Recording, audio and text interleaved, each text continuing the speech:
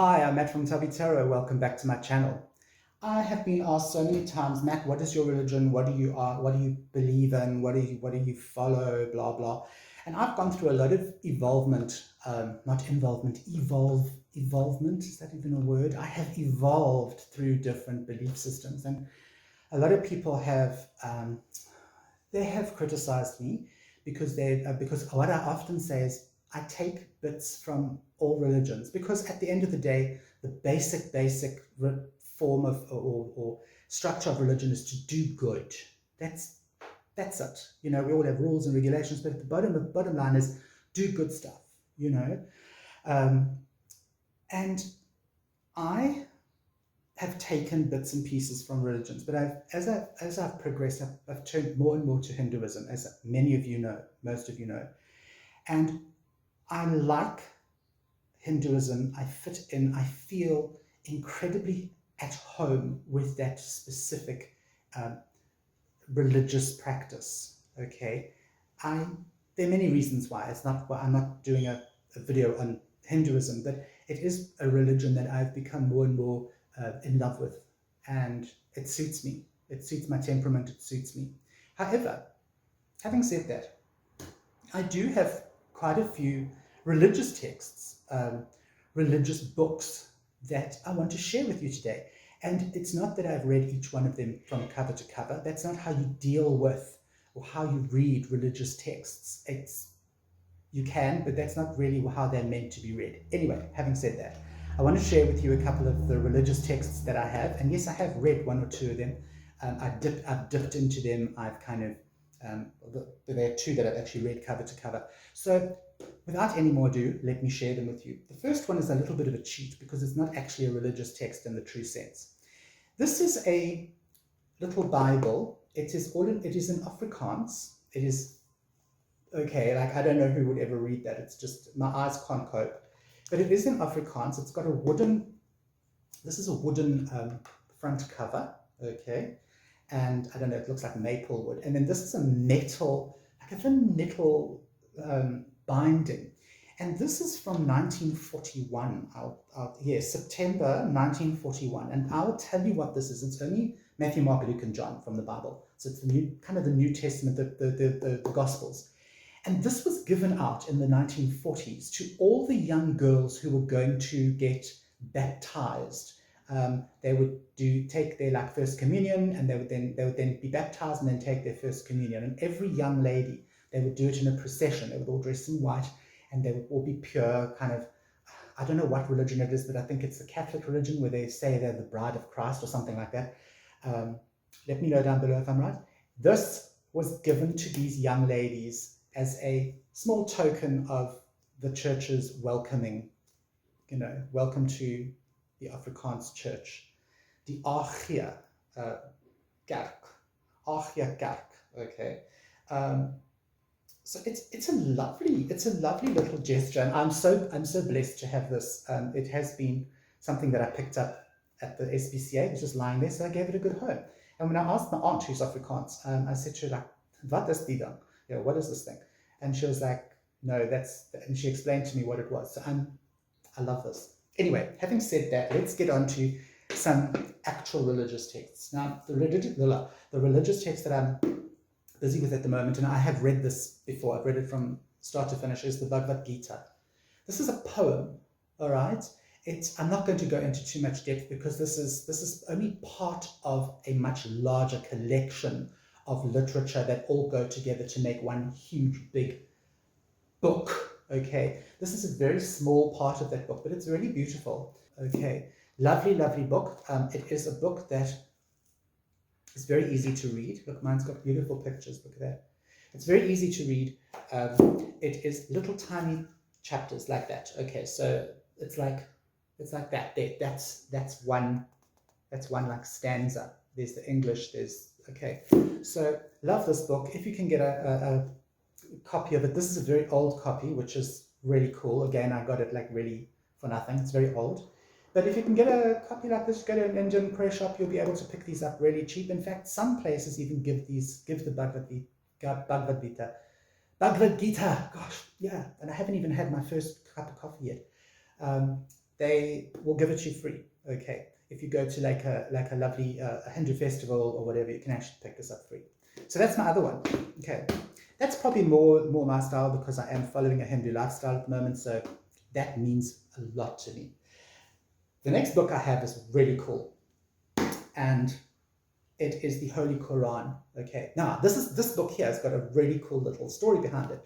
Justin and I we were just driving around one Sunday, and we happened upon this new mosque that had been built in this sort of area that we live in. Beautiful. Guys, mosques are just exquisite. If you ever get a chance to go and actually visit a mosque, remember to ask permission first. Do yourself a favor and go and see inside. I don't think many non-Muslim people have ever been into a mosque. You have no idea what's in there. So if you can get permission, and strangely enough, not strangely, but the Muslim community here will be more than happy that want you to see what's going on. So I don't think you'll have any problems there if you can get into a mosque. Now, Justin and I went to the opening. They had an open day at this brand new, beautiful mosque in our area. And we tropped along. We weren't doing anything, driving around, and we popped in. We thought we were just going to do a little tour. Anyway, it turned out to be like a 3-hour afternoon or 2-hour afternoon. They gave lectures. They explained Islam. They took us through the whole mosque. We went down to where they wash the feet. They sort of cleaning area before they go into the mosque. They do a whole ritual of cleaning. They don't only wash their feet, by the way. It's a misconception. In fact, the feet are probably washed last. There's a whole ritual before you go into the mosque that you do. Took us through the actual mosque itself, the prayer room, mind-bogglingly beautiful. And when we'd finished, we were all invited outside for some coffee and some dates and 1 or 2 little sweetmeats. And they gave everyone a goodie bag. I was like, wow, this is really cool. And inside the goodie bag, amongst other literature and 1 or 2 little sweetie things, was a copy of the Quran. This is it. And, okay, this is like a little paperback thing, but it's the full Quran, and I feel so blessed to have this. It's just beautiful. It is the English translation, of course, but it's gorgeous. And to have been given this highly religious, I'm so sorry, those are the hardy-dars going wild outside. To be given this holy book is I just feel so blessed, because I wouldn't have known where to get hold of the Quran. I've never ever seen a Quran for sale. So I just love this, and it's just such a cute little story. I love how I got this book. This again is not a book that you will read cover to cover. It is a book that you could dip into every now and again, which I sometimes do. And it's just, people say, oh, it's like the Muslim's Bible. It is so not that, okay? Never ever confuse, don't ever confuse one holy book for another. Even if they seem similar and the stories seem similar, they're not.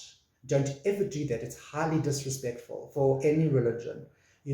Never compare religious texts. Rather read them, take them at their face value, and read them on their own merit. This is a cool book, okay? It is an extremely religious book. It is a book that an entire nation has been built on, but no disrespect meant at all. It is a cool, excellent book to actually read. It's wonderful. It has amazing wisdom in it. Use the wisdom, don't use the wisdom, but try and get a Quran and read some of it. Okay, so that's another one of my very, very blessed books that I have. Now, a book that is even more difficult to get hold of, again, I don't think you can buy this, is the Book of Mormon. Okay, it's another testament of Jesus Christ. I have this. Justin gave this to me. He bought it, obviously. These are all secondhand, guys, except for my beautiful Quran. He got this. He found this. I don't even know where he found this, but he got this, and this is just such an interesting book. I know that a lot of you, you know what the Mormons are. You know what the Mormon thing is, and I know a lot of you are perhaps ex-Mormons. I know the Mormons get a lot of flack. I don't know that much about Mormons, I must be honest, but I do like this book. It reads very much like a Bible. It's got these pictures, like really cool pictures. I must be very honest with you, I have not read this. I don't know if I'm a bit scared to read it or if it's just something that I'm never going to read. I'm very grateful to have it in my collection of religious texts because it is something that I don't think, unless you're a Mormon, I don't think you can get this. If you are Mormon or an ex-Mormon, um, let me know. Let me know your thoughts on this. Please don't write derogatory things. I know that many of you think Mormonism is a cult. I think many of you have had incredibly bad experiences. I do go on YouTube and see this. But just let me know, in a few words, what your ideas are of this. And do you have a copy of this? Let me know down below. And then, of course, I've saved this for last. We have the Holy Bible. Of course, I've got a Holy Bible in my collection. This is one of the very few religious texts that I have read cover to cover more than once. I think I've read this like 3 times, cover to cover. And yes, there are some incredibly boring bits in the Bible, but also the Bible is an incredibly strange book to read, and I'll tell you why. Because it's a very holy book. That this is the Christian philosophy in one book, but it's an incredibly violent book. It's got an enormous amount of violence, and violence that you wouldn't expect in a religious text. Not only violence, but weird stuff like incest and murder, and it even has witchcraft and all kinds of weird things and idols, and it's a very interesting book to read. I was Christian. That's kind of where that was my core religion. So I grew up as a Methodist, which is probably why I've read this book so many times. Oh my God, I'll show you this now.